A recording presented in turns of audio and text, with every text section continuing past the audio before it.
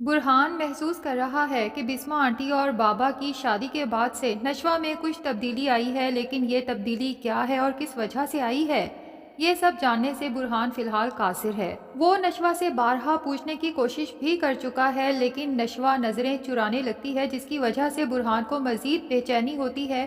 کہ آخر ایسا کیا ہے اور میں کس طرح سے پتہ چلاؤں۔ یقیناً نشوہ کی زندگی میں کچھ مسئلہ چل رہا ہے، لیکن نشوہ میری ہیلپ لینا نہیں چاہتی، شاید وہ کسی کے ساتھ بھی وہ مسئلہ شیئر کرنا نہیں چاہتی۔ برہان کو تو اس کا ایک ہی حل نظر آتا ہے کہ میں جلد سے جلد نشوہ سے نکاح کروں اور اسے اپنے ساتھ اپنے گھر لے آؤں، جس کے بعد وہ نشوہ کے تمام مسائل میں اس کا ساتھ دے سکتا ہے۔ لیکن برہان کو سمجھ ہی نہیں آتی کہ نشوہ کو کس طرح سے پرپوز کرے، کیونکہ برہان جیسے ہی تھوڑا رومانٹک ہونے لگتا ہے تو نشوہ ایک دم سے سیریس ہو کے پروفیشنل ٹاپکس ڈسکس کرنا شروع کر دیتی ہے، جس کے بعد سچویشن اتنی آکورڈ ہو جاتی ہے کہ برہان چاہ کے بھی نشوہ سے اپنے دل کی بات نہیں کہہ سکتا۔ دوسری طرف فریال اپنی ماں قدسیہ کے کہنے پہ ابھی تک پاکستان اسی لیے رکی ہوئی تھی کہ ان لوگوں کو برہان کے جواب کا انتظار تھا۔ قدسیہ کو تو 100% یقین تھا کہ برہان ہاں میں ہی جواب دے گا، لیکن فریال کے دل میں ایک کشمکش تھی۔ کبھی اسے لگتا تھا کہ برہان اسے پسند کرتا ہے، جبکہ کبھی یقین ہو جاتا تھا کہ برہان صرف اور صرف نشوہ کو چاہتا ہے۔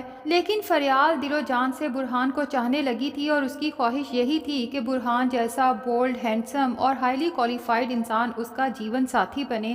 تبھی برہان جب فریال کو اس شادی سے انکار کرتا ہے تو فریال کو یوں محسوس ہوتا ہے جیسے کسی نے اس کا دل مٹھی میں جکڑ لیا ہو۔ بہرحال برہان کو بھی اس بات کا احساس تو ہے کہ اس کے انکار سے فریال کے جذبات بری طرح سے مجروح ہوئے ہیں، لیکن وہ فریال کو کنونس کرنے کی کوشش کرتا ہے کہ فریال، اگر آج تمہارے دل کا خیال رکھتے ہوئے میں تم سے شادی کر بھی لیتا ہوں، لیکن میرے دل میں تمہارے لیے وہ جذبات ہی نہیں جو شادی کے لیے ضروری ہوتے ہیں،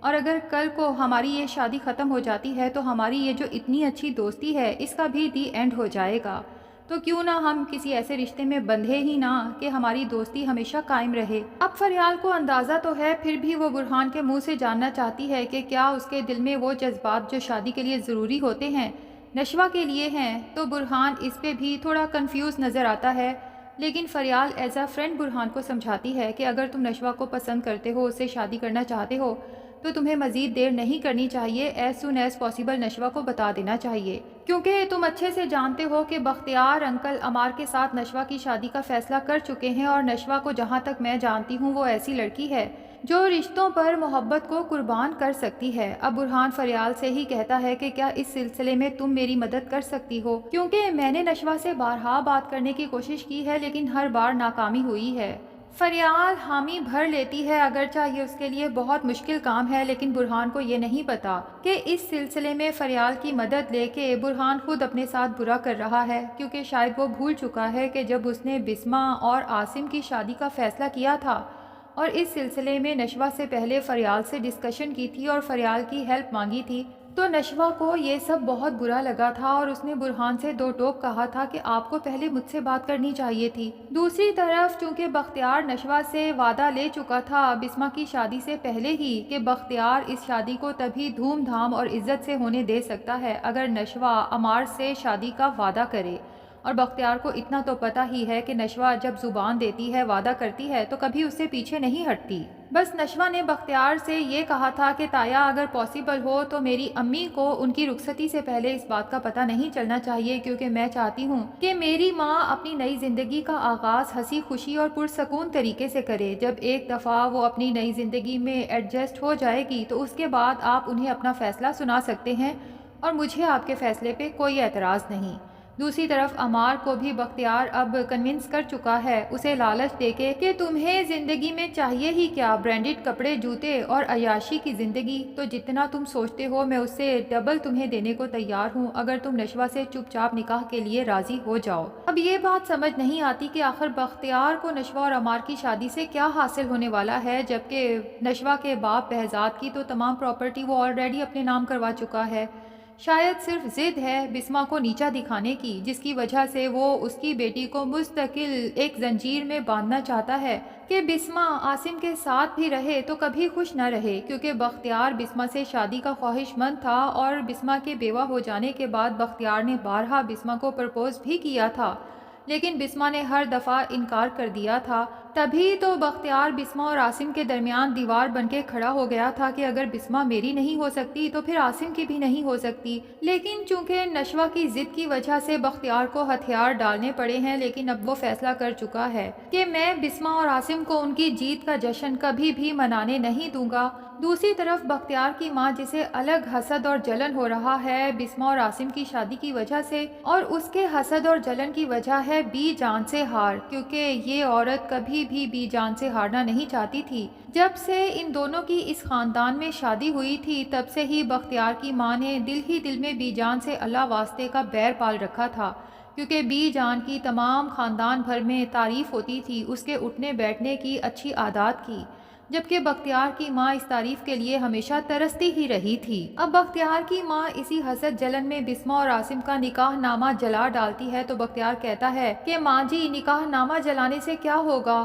تب تک ہمارے دل کی جلن ختم نہیں ہو سکتی جب تک ہم بسمہ کے دل میں وہی آگ نہ لگائیں جو ہمارے دل میں لگی ہوئی ہے۔ اسی لیے میں نے فیصلہ کر لیا ہے کہ اب نشوہ اور عمار کا نکاح جلد سے جلد ہوگا۔ کل ہی ہم بسمہ کے گھر جائیں گے،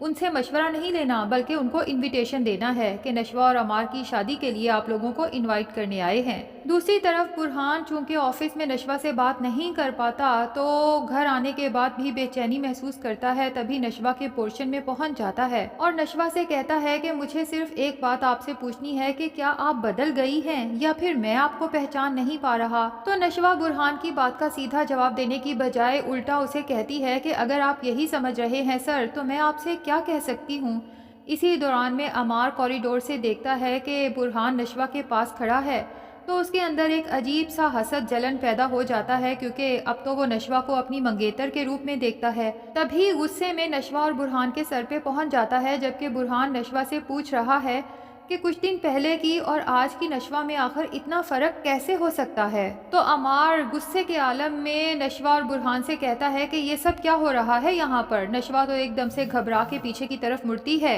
برہان تو فی الحال وہاں سے چلا جاتا ہے کیونکہ وہ عمار جیسے بدتمیز کے منہ لگنا ہی نہیں چاہتا، جبکہ اس کے جانے کے بعد عمار نشوہ سے کہتا ہے کہ سارا دن آفس میں تم اس کے ساتھ تو تھی، پھر ایسی کیا مجبوری تھی کہ آفس ٹائمنگ کے بعد یہ گھر تم سے ملنے پہنچ گیا؟ کچھ زیادہ ہی اسپیشل نہیں ہوتا جا رہا یہ تمہارے لیے؟ آخر یہ کرنا کیا چاہتا ہے؟ کیا تمہارے ساتھ افیئر چلانا چاہتا ہے؟ نشوہ کو تو عمار کی یہ بکواس بہت بری لگتی ہے، اس لیے اسے کہتی ہے کہ پلیز سٹاپ اٹ، کس قسم کی فضول باتیں کر رہے ہو؟ جس پہ عمار کہتا ہے کہ کیوں بری لگ رہی ہے میری باتیں تمہیں؟ نشوہ کہتی ہے صرف بری نہیں عمار، بہت زیادہ بری لگ رہی ہیں۔ تو عمار بھی نشوہ کی آنکھوں میں آنکھیں ڈال کے غصے سے کہتا ہے اسی لیے کہہ رہا ہوں